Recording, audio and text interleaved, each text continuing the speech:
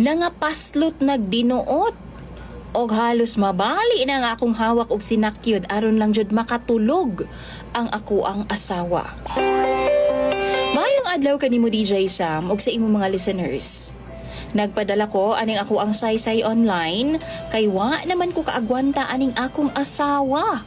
Nga feeling nako wa na gyud na mao ang iyang tirada. Tawagan na lang ko sa pangalang Brian. 29 anyos nako. Duha na mi katuig nga minyo sa ako ang misis nga itago na lang pud nato sa pangalang Kai.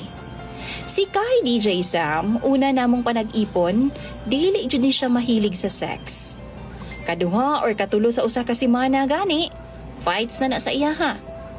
Wa pud ko'y reklamo ana DJ Sam kay syempre pipila ka bulan lang man jud ang kainit sa kama sa mag-asawa.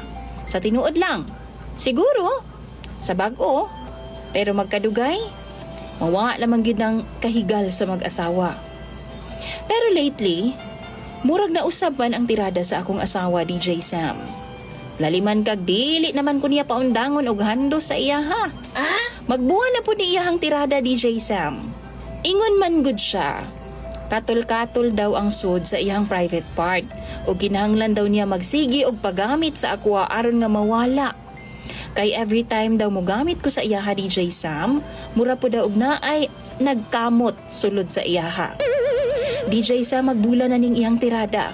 Ug kung muhunong ko kay makatulog pud lagi ko sa kakapoy, iyaha jud kong pukawon. Aron nga mudukdok sa iyaha kay nindot lagi daw sa feeling. Makahinanok daw siya tulog. Kay kung muundang ko, di daw siya makatulog sa kakatul DJ Sam. Naikausap pa gani. Gilili na ako, limpyo man. Wa, mampud siya'y kagid nga nakita na ako DJ Sam. DJ Sam, intaw na halos mabali na ang akong hawak og dinukdok sa iyaha. Kapoy na kaayo. Kay masuko man siyang undangan kay lagi daw, dili siya makatug. Kay duty pa baya niya pagkaugma DJ Sam. Sa among duha man god, siya ang nagtrabaho. Kay siya man ang dunay arang-arang nga sweldo.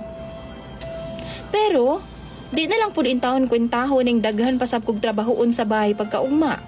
Manghinlo, manlaba, ug mag-atiman pa gyud sa amo ang 1-year-old nga anak. Mao na DJ Sam ang akong problema karon. Gikapoy na pud baya ko, pero unsaon ko man ni ako ang gikatlan nga misis. Tambagi ko ninyo please. Imong follower DJ Sam.